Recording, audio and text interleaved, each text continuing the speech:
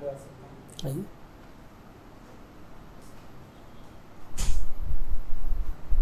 Good morning. Thank you sir. Ravi, Dhanbad से हैं आप। धनबाद का इतिहास का कुछ रोचक घटना बताइए। सर, धनबाद चूंकि एक कोयला नगरी है तो वहाँ की सबसे रोचक या दर्दनाक घटना कहे तो चासनाला कोलियरी दुर्घटना है, जो 27 दिसंबर 1975 को हुई थी। इसमें लगभग 375 मजदूरों की जल समाधि बन गई थी। और कोई ऐतिहासिक घटना? सर, किस संदर्भ में? सामाजिक, आर्थिक? सामाजिक, ऐतिहासिक बताइए। सर, ऐतिहासिक घटना में जो महत्वपूर्ण है, सर ऐतिहासिक घटना में भी याद नहीं कर पाऊंगा। चलिए, आप अपना परिचय दीजिए। सर, मेरा नाम रवि कुमार सिंह है। मैं कोयला नगरी धनबाद का रहने वाला हूँ। मैंने विनोबा भावे विश्वविद्यालय से इतिहास विषय में स्नातक की परीक्षा पास की है। क्योंकि मुझे प्रारंभ से ही सिविल सेवाओं में जाने का रुझान था, तो मैंने उसके लिए तैयारी आरम्भ की और अभी वर्तमान में मैं अपने अंतिम चयन के लिए प्रयास कर रहा हूँ। इसके अलावे चूँकि आर्थिक स्वतंत्रता की भी आवश्यकता है, तो मैं स्थानीय स्तर पर अध्यापन का काम करता हूँ एक स्थानीय कोचिंग संस्थान में, जिसमें मैं विशेष रूप से झारखंड से संबंधित सामान्य अध्ययन का विषय पढ़ाता हूँ। और इसी काम को मैं सप्ताहांतों पे अपने घर पे भी निश्चित रूप से भी करता हूँ, जिसमें कुछ आसपास के कुछ वैसे छात्र जिन्हें आवश्यकता है मार्गदर्शन की, मैं उनकी भी सहायता करता हूँ।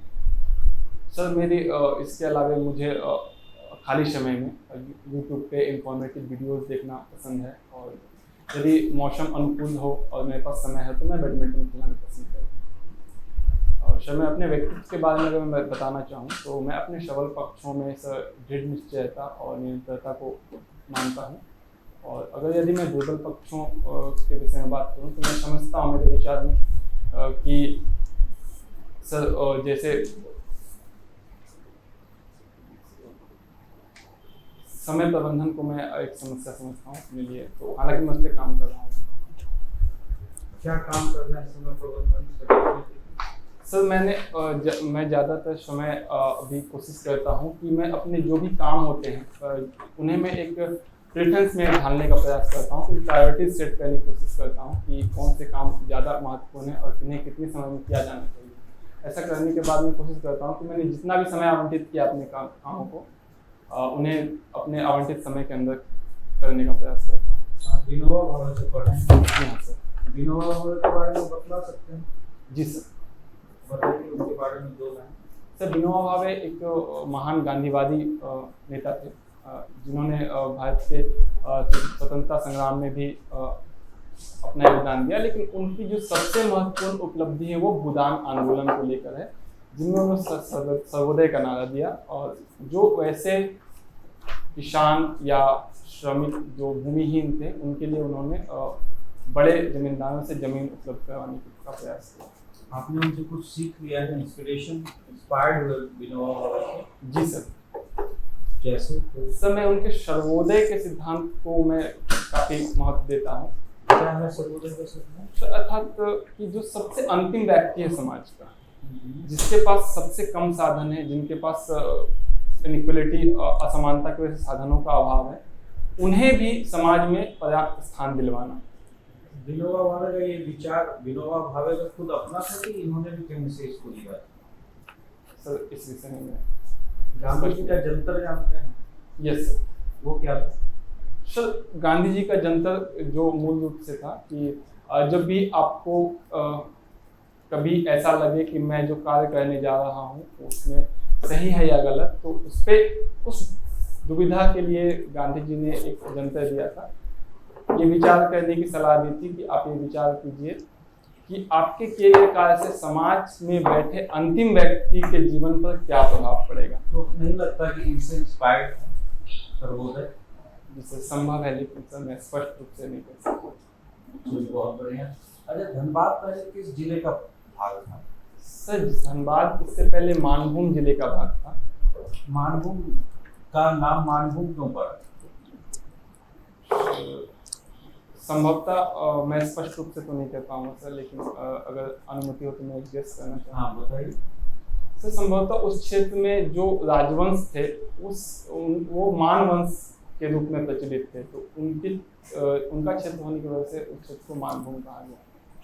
मानभूम का मुख्यालय कहाँ था पुराना? समय गेस कर सकते हैं? Yes sir. गेस करिए। पुरुलिया जिला। बिल्कुल सही बताइए। आप तो जानते हैं तो कॉन्फिडेंट क्यों नहीं समय आप? अच्छा, ये धनबाद में तो एक कोई बॉलीवुड की मूवी भी बनी है ना? जी हाँ सर। क्या नाम है उसका? Sir gangs of Wasseypur. और कौन है डायरेक्टर उसके? Sir director Anurag Kashyap. अच्छा, उसमें आपने वो मूवी देखी है? जी सर। किसके राजनीतिक चरित्र पे बनी वो मूवी? सर वैसे तो फिल्म में बताया गया है कि किसी भी व्यक्ति से सीधा संबंध नहीं है, लेकिन एक सामान्य रूप से एक परसेप्शन धनबाद में बना हुआ है कि जो सूर्यदेव सिंह का परिवार रहा या फिर जो मजबूत परिवार वहाँ के, वो उनसे संबंधित है। और अच्छा, आप EWS क्राइटेरिया से हैं? जी हाँ सर। ये कहाँ तक आप समझ रहे हैं कि ये जो गरीब हैं, सामान्य वर्ग के लोग, उनको फायदा पहुंचा रहे हैं? सर क्योंकि सरकार ने सामाजिक आर्थिक आंकड़ों का अध्ययन करने के पश्चात इस तरह का एक आरक्षण की व्यवस्था लाई है, तो इसमें सामान्य वर्ग में भी कुछ वैसे अभ्यर्थी, कुछ वैसे परिवार हैं जिनकी आर्थिक पृष्ठभूमि अच्छी नहीं है, और इस हालत में उन्हें एक्सक्लूजन का सामना करना पड़ता है। तो सरकार का एक प्रयास है कि उन्हें भी एक मौका दिया जाए सफलता के लिए। आपको क्या लगता है कि रिजर्वेशन कब तक दिया जाना चाहिए भारत?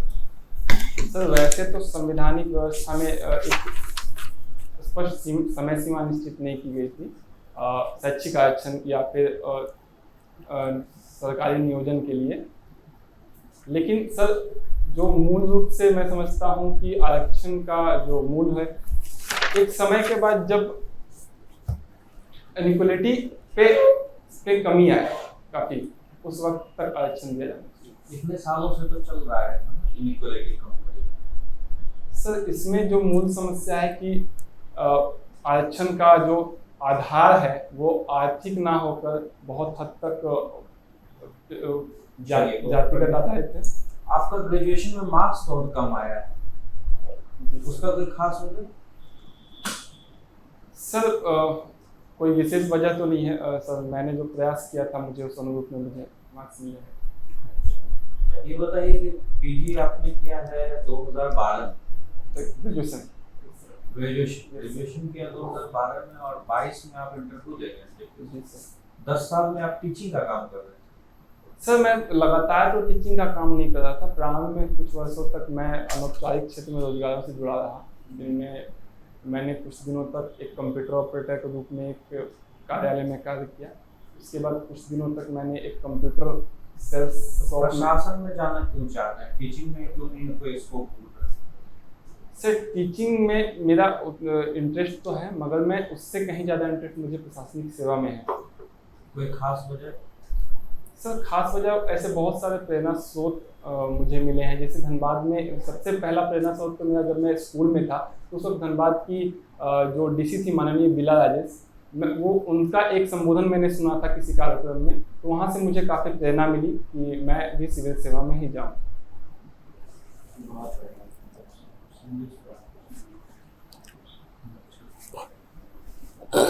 रवि कुमार सिन्हा जी सर। आपने अभी सर को बताया कि आप समय प्रबंधन भी आपका एक मतलब रुचिकर विषय है, और आपने 2012 में ग्रेजुएशन किया और अभी 2022 में आपने अभी मेंस क्वालिफाई किया। तो क्या ऐसा नहीं लगता है कि आपने समय प्रबंधन जो आपका क्षेत्र है, मतलब जो आपकी रुचि है, उसमें आप कहीं ना कहीं इसमें लैक हो गए? जी सर। तो आप फिर कैसे मैंने समय प्रबंधन कह रहे हैं कि मेरा बहुत रुचि है उसमें? मैं क्षमा चाहूँगा सर, मैंने अपना दुर्बल पक्ष माना है समय प्रबंधन को। और वीक पॉइंट बोल रहे हैं? अच्छा अच्छा अच्छा सर, चलिए, हमको लगा सबल पक्ष बोल रहे हैं, सॉरी। चलिए, अच्छा आप धनबाद में रहते हैं ना? आप ये बताइए धनबाद मतलब किस चीज़ के लिए प्रसिद्ध है? सर मुख्य रूप से कोयला उत्पादन। कोयला उत्पादन। कोयला कितने प्रकार के होते हैं? सर कोयले को बांटने का कई आधार होता है। पहले तो उसमें सर कार्बन की मात्रा के आधार पर उसे 4 प्रकारों में बांटते हैं और उत्पादन जो उनके कोयले का बनने का जो क्रम है जियोलॉजिकल टाइम पे उसके आधार पर सर 3 प्रकारों में बांटते हैं। कौन कौन? पहले आप फर्स्ट वाला बताइए, कार्बन की मात्रा। कार्बन कंटेंट के आधार पर सर पहला सबसे उच्च कोटि गुणवत्ता का कोयला जो एंथ्रासाइट कोयला होता है जिसमें कार्बन की मात्रा 80% से अधिक होती है। तो दूसरा प्रकार है बिटुमिनस जिसमें 70 से 80% कार्बन की मात्रा है। तीसरा प्रकार है सर लिग्नाइट जिसमें 60 से 65% कार्बन की मात्रा होती है। सबसे न्यूनतम कोटि का जो कोयला होता है वो सर पिट माना जाता है जिसमें कार्बन की मात्रा 40% से कम है। अब ये बताइए झारखंड में किस प्रकार का कोयला है?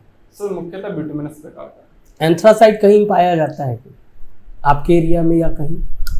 सर इसके बारे में स्पष्ट नहीं हूँ लेकिन धनबाद में तो एंथ्रासाइट कंफर्म। कोल वॉशरी क्या होता है? सर कोयले को धोने का स्थान होता है जहाँ पे क्योंकि कोयला का उत्पादन होता है तो उसमें एस कंटेंट काफ़ी होते हैं तो उनको एक धुलन की प्रक्रिया से गुजरना पड़ता है। उसके बाद उसे ब्लास्ट फर्नेसेस और थर्मल पावर प्लांट में यूज किया जाता है। तो ये कोल वॉशरी जब होता है तो उसके बाद कोयला किस फॉर्म में कन्वर्ट हो जाता है?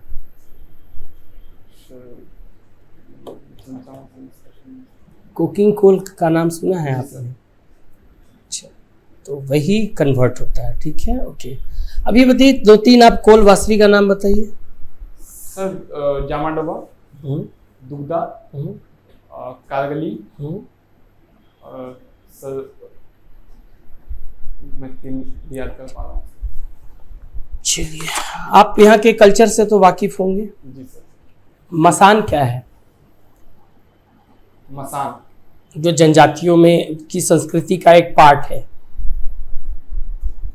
सर मैं स्पष्ट नहीं हूँ, अगर आप अनुमति दो तो मैं जैसे आपने शासन, सरना, अखरा वगैरह पढ़ा होगा, वैसे मसान कुछ ऐसा है जो वो अपनी संस्कृति से, उनकी संस्कृति से जुड़ा हुआ है और लोग उसमें पार्टिसिपेट होते हैं। सर मैं इससे संबंधित शासन गिरी का मैंने नाम सुना है जो कि उनका नहीं, आपने जो सुना है वो मैं नहीं पूछ रहा हूँ, मैं मसान पूछ रहा हूँ। सर मैं इसके बारे में जानकारी नहीं। अब आप बताइए सोहराई पर्व क्या है? सोहराई पर्व सर आदिवासियों का, जनजातियों का एक बहुत ही महत्वपूर्ण पर्व है जो कि अमावस्या मनाया जाता है। इसमें मुख्य रूप से जो पशुधन है उनकी पूजा की जाती है। ये सभी जनजाति मनाते हैं कि किसी खास जनजाति वाले लोग मनाते हैं? सर विशेष रूप से तो ये संथालों और मुंडाओं का पर्व है, लेकिन चूंकि एक सामाजिक संस्कृति है झारखंड में तो सभी जनजाति इसमें अपना योगदान। ठीक है, ओके।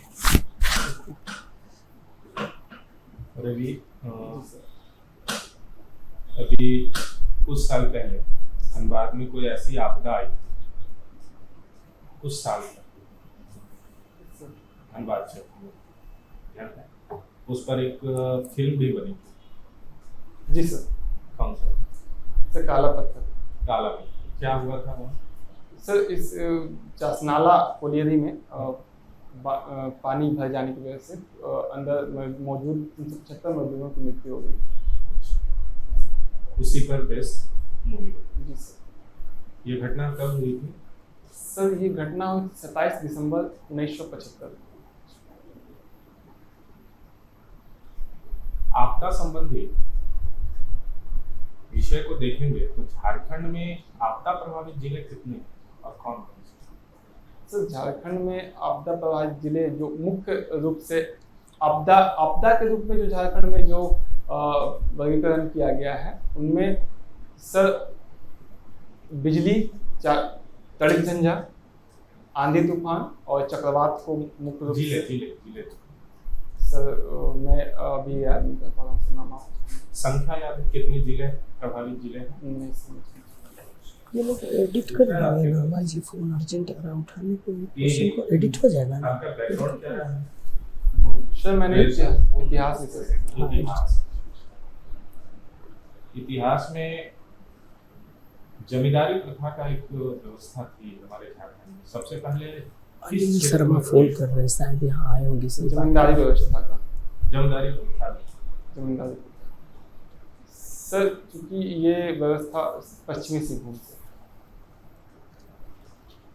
क्या हुआ ट्रेन में? जी सर। क्या हुआ था इसमें? सर अंग्रेजों के आगमन के साथ जमींदारों गुड मॉर्निंग अनिल जी, हम एक्चुअली में रामाकृष्णन आईएएस उन्हें अकेडमी जमींदारी इंटरव्यू व्यवस्था ले में रहे लाया हैं। गया और जमींदारी व्यवस्था का जो मूल स्वरूप था कि जमीन का आवंटन आज एक काम कीजिए ना, आप कल दीजिए, हम रहेंगे कल। वंशावली रूप से कल दीजिए, आज उधर दे दीजिए, कल आपका हम एक मॉक कब है आपका? अधिकार में। हाँ तो कल एक मॉक यहाँ दे दीजिए, एक मॉक यहाँ दे दीजिए, कल है ना? ठीक है ना। और वहाँ कैसा रहा? जो नाखूस के हुए जो सर चूंकि उसमें कुछ व्यवस्था ऐसी थी जिसमें कि वो चीज बताइए जिसमें जमींदार नाखूस कर रहे थे। सर जमींदारी की मालगुजारी के का जो पेमेंट करना होता था, कितना उसमें मार्क्स अगर दिए? असफल होते थे तो उनकी जमीन वापस छीन ली जाती। अच्छा, और ये कौन कौन थे? सर वो लॉ क्या था उसका उस समय? वो सूर्यास्त का कानून। नेक्स्ट है गांधीवादी विचारधारा में अपने राज्य के नीति निर्देशक तत्व के अंतर्गत ठीक है, कल हम करा देते हैं। एक्चुअली में कल जो बोर्ड बनने वाला है ना, यहाँ बहुत शानदार बोर्ड है, आर्टिकल 40 है ना, उसी में दीजिए, ठीक है ना? ठीक है। दूसरा आर्टिकल में 47 आर्टिकल सर जिसमें कि मद्यपान का सेवन और सामाजिक स्वास्थ्य के लिए व्यवस्था की गई है। उसके बाद आर्टिकल 48 जिसमें कि पशुधन की रक्षा और गोवंश की हत्या और पर्यावरण संरक्षण की व्यवस्था की गई है। मैं सर अधिकतर नहीं याद कर पा रहा हूँ। पूना पैक्ट आपने पढ़ा? Yes sir. उस पर गांधी जी के विचार क्या थे पूना पैक्ट? सर गांधी जी का मानना था कि जो दलित वर्ग हैं उनके लिए अलग से इलेक्टोरल सिस्टम, अलग से मतदान की व्यवस्था नहीं होनी चाहिए, बल्कि उन्हें हिंदू वर्ग में ही, हिंदू समाज में ही समान रूप से आरक्षित स्थान देकर उन्हें अलग नहीं किया जाना चाहिए, उन्हें आरक्षित स्थान दिया जाना चाहिए, लेकिन उनके लिए अलग से इलेक्टोरल सिस्टम की व्यवस्था नहीं। बाबा साहब भीमराव अम्बेडकर की क्या विचार?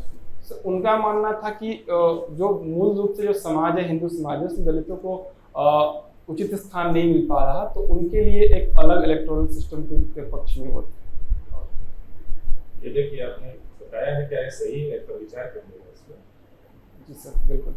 स्वराज को लेकर के कैसे विचार थे गांधी?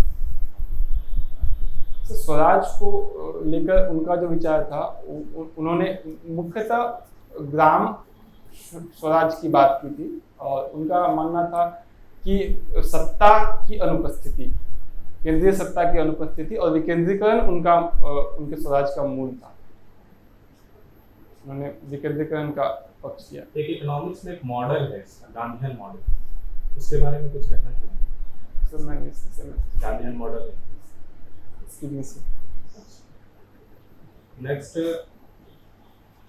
एक आंदोलन चलाया गांधी जी जिसमें से दलित वर्ग को फायदा हुआ।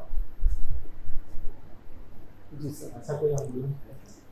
सर ये इन्होंने वाइकोम सत्याग्रह का समर्थन किया था दक्षिण में, जिनमें दलित वर्गों के मंदिर प्रवेश को लेकर ये हो गया। और दूसरा एक महत्वपूर्ण, जो सबसे महत्वपूर्ण इनका दलित वर्ग को लेकर था, वो हरिजन आंदोलन था जो इन्होंने 1932 में स्टार्ट किया। मोकला विद्रोह के बारे में कुछ बताएं? शायद मोकला विद्रोह सहयोग आंदोलन के समय में 1921 में दक्षिण भारत में केरल में हुआ था, जिनमें मूल रूप से जो वहाँ के स्थानीय जमींदार थे उनके विरुद्ध किसानों ने विद्रोह किया था।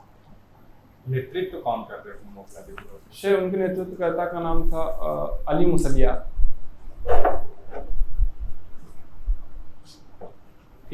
पॉइजन पिल क्या होता है?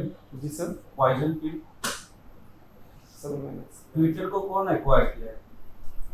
सर अभी तो एक बहुत बड़े उद्योगपति है एलन मस्क, इन्होंने। श्रीलंकन क्राइसिस का कोई 3 कारण बता। सर श्रीलंकन क्राइसिस का पहला तो बहुत अधिक डेब्टनेस होना, उनका ऋण के जाल में फंसा होना। सर दूसरा कोविड के कारण उनकी अर्थव्यवस्था जो कि मूल रूप से पर्यटन पे। आपका थोड़ा प्रेजेंटेशन थोड़ा गड़बड़ है। जी सर। और आपका नॉलेज भी थोड़ा कम है। और दूसरी बात है, बहुत है इस लड़के को, ये पता नहीं क्यों इसके साथ हमें समझ में नहीं आता है क्या दिक्कत है। बहुत ब्रिलियंट लड़का है ना। हाँ भाई, तभी तो मेंस क्वालिफाई किए। घबरा जाते हैं अब घबरा काहे रहे हैं? एकदम लग रहा है कि कोई एकदम, किस चीज़ की दिक्कत? सोचिए, बताइए आप इतना मेहनत करके, नहीं हमको लग रहा है कि बहुत मेहनत किए होंगे। प्रेशर में है। हाँ, एक तो आप जनरल हैं, 12-10 साल समय दिए हैं आपने, बहुत मेहनत किया होगा। अब लास्ट आखिरी पड़ाव में हो तुम, हाँ। बिल्कुल मत घबराओ। तुम्हारा मेंस भी अच्छा गया होगा, तुम लिखे भी अच्छा है, तुम मत टेंशन लो। टेंशन में तुम्हारा मामला था नहीं, थोड़ा हिस्ट्री वाला पोर्शन आप और एक मेहनत की। कब है आपका इंटरव्यू? 14 अच्छा, को, तुम्हारे लिए 14th को। तो अभी समय है। ये अभी तुम अभी कहाँ जा रहे हो? सो अभी तो बिहार जाएंगे। पीटी देने जा रहा बिहार पीटी जरूरी है। कहे कि देखिए हम आपके लिए रिसर्च कर लिए, मानसिंह के नाम पर बना है, आप क्यों नहीं अभी तक रिसर्च की? इसका मतलब आप अपना ध्यान इंटरव्यू पर नहीं दे रहे हैं फुल्ली। नहीं सर, हम धनबाद के विषय में पढ़ते, ये मिस हो गया मेरे से। धनबाद का पूरा चीज पढ़िए, इतिहास, ज्योग्राफी सब। नॉर्मल गूगल करेंगे तो आपको मिले। इतिहास भी वहाँ का बहुत ही आप विनोबा भावे के बारे में 2 लाइन आप पूछे, फिर उनका सिद्धांत पूछे कि आप इंस्पायर्ड, क्या जरूरी है? नहीं, अगर इंस्पायर्ड है तो मत बोलिए। अगर सर्वोदय अच्छा लगा है तो उसमें सर्वोदय को रिसर्च। नहीं, एक चीज और, सॉरी बोलना सीखिए। जो नहीं जानते छोड़ दीजिए, उसमें मार्क्स नहीं कटेगा। काम नहीं किया है, हाँ, तो छोड़ दीजिए। आपको पसंद है तो सर्वोदय के ऊपर बैकअप काम किए आप? नहीं किए तब तो फिर ना सर, ये अनुयायी थे ना सर, वो थे ना, उन्हीं से इंस्पायर हुआ। और यहाँ का कल्चर भी थोड़ा उसको करिए। कल्चर पूछा जाएगा और आपका ग्रेजुएशन का सब्जेक्ट पूछा जाएगा।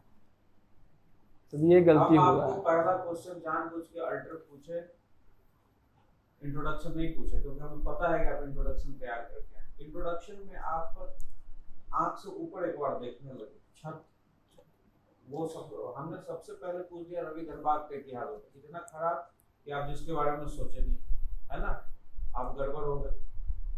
अल्टर क्वेश्चन पूछ सकता है, हो सकता है, क्यों पूछेगा वो आपसे इंट्रोडक्शन? जरूरी नहीं है, कोई भी अल्टर क्वेश्चन पूछ सकता है। आप ऐसा तो नहीं है कि तैयारी करके जाएंगे तभी बोले। तो पहले तो नजर आपका ऊपर उठ गया, एक तो ये रही आई इंट्रैक्शन, और आप जब इंट्रो दे रहे हैं तो भूल गए, रुक गए, बीच में रुक गए। ये ब्लंडर है, इसका मतलब कि आप रट गए। अच्छा, एक चीज और, आप बिल्कुल लाउडली बोलिए। आप रटो मत रवि, जो है सो बोलो। हाँ। और कुछ मान लो कि अगर तुमने तैयार किया तो इसका इतना बढ़िया से तैयार करो रटो कि वो बोल पाओ। भूलना इज वेरी बिग ब्लड। एक ये कमी है आपकी। इंट्रोडक्शन में आप क्यों नहीं डीसी वाला डाले? आप अपने इंस्पिरेशन को क्यों नहीं वहां बता रहे हैं कि मैं क्यों बनना चाहता हूँ? आप टीचिंग का काम कर रहे हैं, लाइवलीहुड के लिए कर रहे हैं। मेरा एक लाइफ में ऐसा इंसिडेंट आया कि मैं इससे इनकरेज होके मैं एडमिनिस्ट्रेटिव सर्विस में जाना चाहता हूँ, लोगों की सेवा करना। ये नॉर्मल बात बोलिए ना। बहुत लच्छेदार भाषा का प्रयोग करने के चक्कर में भूल गए। नॉर्मल जो अपना आपका बेसिक इंस्टिंक्ट है कि हम किस वजह से बनना चाह रहे हैं, डीसी से इंस्पायर हुए, वो कहानी कहना ज्यादा आसान है ना इंट्रोडक्शन। जी सर। और उससे आपका इंस्पिरेशन भी दिखेगा। क्यों सर? अच्छा, एक चीज और, हम जब आपसे मसना पूछे, सॉरी मसान पूछे, आप नहीं जानते सॉरी बोलिए ना। फिर आप ये क्यों बोल रहे हैं कि हम शासन व्यवस्था पढ़े हैं, जानते हैं, ये नहीं जानते हैं? वो बोलने की क्या जरूरत है? एक्स्ट्रा मत बोलिए। वहां पे सॉरी बोलने से थोड़ी ना आपका नंबर कम हो जाएगा। लोग ना ये सोचते हैं ना कि सॉरी बोल रहे हैं। जी सर। पीटी देने के बाद वो बीपीएससी का पीटी देने के बाद सर इसी के लिए कहना है आपको, बस एक दिन का अवसर दे लेंगे। तुम आराम से बिना टेंशन लिए कूल हुए गूगल मीट वाले सारे सेशन सुनते रहे। हाँ, सुन रहे थे उसको। बस वही तुमको फायदा करे, उसी से गेन होगा तुमको। अगर तुमको लगे मॉक वॉक का, तो एक ऑनलाइन मॉक तुम और दे देना, ठीक है? तुम मेरे साथ ऑनलाइन मॉक देना, इंडिविजुअल 1 to 1, ठीक है ठीक सर। है? एक हम लोग बात करेंगे। और 2 चीज आप कर लीजिए। हिस्ट्री ना ऊपर देख लीजिए, है ना, ऊपर देख लीजिए। जैसे पिछले बार एक क्वेश्चन कॉमन सबसे पूछा था इतिहास वालों से, प्राचीन भारत और मध्यकालीन भारत के बीच के विभाजन का क्या आधार था, बताइए। प्राचीन भारत और मध्यकालीन से मैं स्पष्ट पिछले बार बहुत लोगों से पूछा था, इसी तरह का क्वेश्चन पूछेगा। समय भी बहुत हो गया ना सर। एक्चुअली जो बेसिक ग्रेजुएशन पढ़े हैं वो एकदम ग्रेजुएशन का सब्जेक्ट तो टच करेगा ही करेगा, आपके धनबाद से करेगा। धनबाद का तो सेटिस्फाइड होके चलो आप हम दिए। तुम्हारे लिए कुछ क्वेश्चन गूगल करेंगे, तुम हमसे 1 to 1 इनको हिस्ट्री का ना तैयारी करा दीजिए। 1 to 1 हम लोग मॉक और करेंगे, धनबाद। ठीक है। अच्छा एक चीज और, धनबाद में रणधीर वर्मा का तो पूरा कर लीजिएगा, जान रहे हैं उनके बारे में, उनके बारे में पता है। वो कर लीजिए।